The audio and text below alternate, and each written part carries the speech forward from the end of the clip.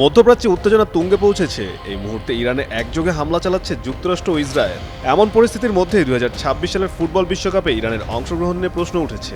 তবে যুক্তরাষ্ট্রের president Donald Trump বিষয়টি নিয়ে একেবারেই চিন্তিত নন। তিনি বলেছেন, আমি সত্যিই পরোয়া করি না। ইরান এখন ভীষণভাবে দুর্বল একটি দেশ।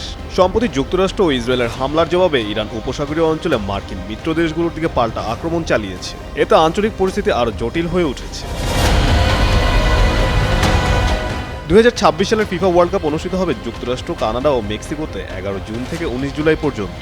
ইরান টানা চতুর্থবারের মতো বিশ্বকাপে জায়গা করে নিয়েছে। তাদের গ্রুপ পর্বে ম্যাচ লস অ্যাঞ্জেলেস ও সিয়াটলে অনুষ্ঠিত হওয়ার কথা। তবে বর্তমান পরিস্থিতি আরও গুরুতর হওয়ায় ইরান ফুটবল ফেডারেশন সভাপতি মেহেদি তাজ বিশ্বকাপ নিয়ে সংশয় প্রকাশ করেছে। তিনি বলেছেন, এই পরিস্থিতিতে বিশ্বকাপ নিয়ে আশাবাদী হওয়া আমাদের প্রত্যাশার বাইরে।